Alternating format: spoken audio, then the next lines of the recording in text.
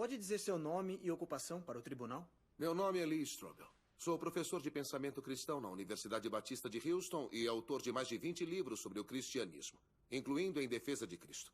E pode me ajudar a provar a existência de Jesus Cristo? É claro, sem a menor sombra de dúvida. E como?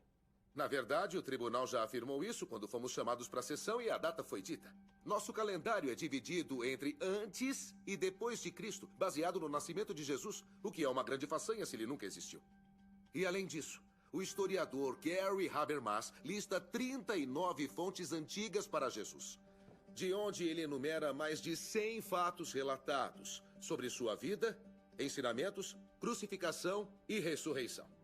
De fato, a evidência histórica da execução de Jesus é tão forte que um dos mais famosos estudiosos do Novo Testamento no mundo, o alemão Gerd Ludemann, disse: a morte de Jesus como consequência da crucificação é indiscutível.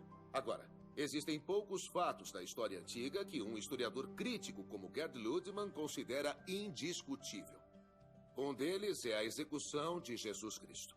Me perdoe, mas o senhor é crente, não é? Um cristão que acredita na Bíblia. Culpado da acusação.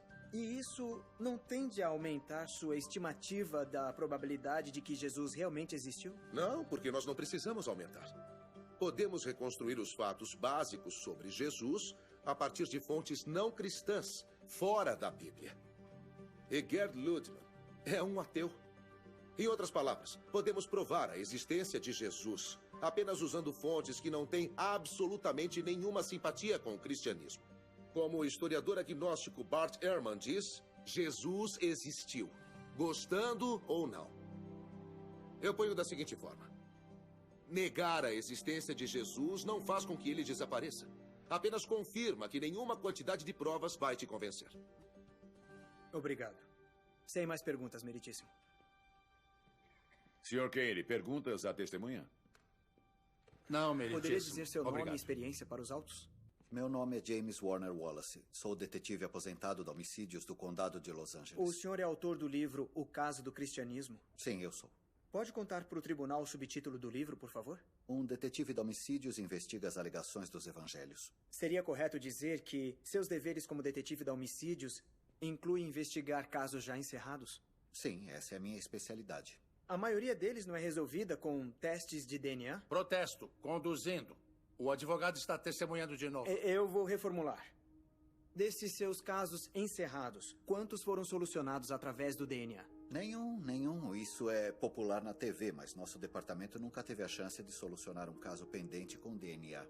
E como esses casos são solucionados? Examinando alegações de testemunhas oculares, alegações que foram feitas muitos anos antes, mesmo que muitas vezes as testemunhas já tenham falecido. Perdoe minha ignorância, Sr. Wallace, mas como isso é possível? Nós temos algumas técnicas que usamos para testar a confiabilidade de uma testemunha, incluindo uma coisa chamada análise forense de declaração. Essa é uma disciplina com a qual examinamos as declarações de testemunhas oculares, procurando o que elas escolhem minimizar, o que elas escolhem enfatizar, o que elas omitem, como elas estendem ou encurtam o tempo. E quando examinamos esses relatos de testemunhas oculares, geralmente sabemos quem está mentindo, quem está dizendo a verdade e até quem é o culpado. E o senhor já aplicou essas técnicas fora da alçada ou do âmbito oficial? Sim, já apliquei minha especialidade na morte de Jesus pela mão dos romanos e, na verdade, estudei os evangelhos como se estivesse estudando qualquer outra declaração forense. Em questão de meses, eu determinei que os 4 evangelhos, escritos de diferentes perspectivas, contêm relatos de testemunhas oculares sobre a vida, o ministério, a morte e a ressurreição de Jesus. E o senhor considerou que os 4 relatos fizessem parte de uma conspiração destinada a promover a crença numa nova fé? É preciso considerar as conspirações ao avaliar relatos de testemunhas oculares. Mas conspirações bem-sucedidas normalmente envolvem um número pequeno de pessoas. É mais fácil 2 pessoas mentirem e conseguirem guardar segredo do que 20. E esse é o verdadeiro problema com as teorias de conspiração relacionadas aos apóstolos do século I. Era muita gente tentando sustentar essa conspiração durante um período muito longo de tempo. E, pior ainda, eles sofriam uma pressão sem precedentes, uma pressão inimaginável. Cada uma dessas pessoas foi torturada e morreu pelo que alegava ter visto, e nenhuma delas jamais retratou a história. Então a ideia de ser uma conspiração do século I é simplesmente irracional. Em vez disso, o que eu vejo nos evangelhos, que eu chamo de declaração involuntária de apoio da testemunha. O que é uma declaração involuntária de apoio da testemunha? Pode me emprestar sua Bíblia? Eu vou abrir no Evangelho de Mateus para dar um exemplo. Eu vou começar com uma passagem que Jesus está em frente a Caifás numa audiência. Diz aqui: então cuspiram no rosto dele e o atingiram com socos. Outros lhe deram tapas e disseram: profetize para nós, Cristo, quem te bateu? Parece um pedido muito simples, já que as pessoas que tinham batido nele estavam ali na frente. Não faz sentido, sabe? Por que seria profetizar dizer quem bateu nele? Mas só quando se lê Lucas que se obtém a resposta. Ele disse: os homens que vigiavam Jesus começaram a zombar e a bater nele. Eles o vendaram e exigiram: profetize quem te bateu. Então agora sabemos por que foi um desafio. Porque Lucas nos conta que Mateus esqueceu que ele estava vendado durante os acontecimentos. E isso é muito comum, esse tipo de apoio involuntário da testemunha que dá detalhes sobre o que a primeira testemunha esqueceu. Depois de anos examinando esses evangelhos, usando o modelo que eu uso para determinar se uma testemunha é confiável, eu concluo que os 4 evangelhos neste livro contêm relatos confiáveis das próprias palavras de Jesus. E isso inclui as declarações citadas pela senhorita Wesley na sala de aula. Certamente. Obrigado, detetive.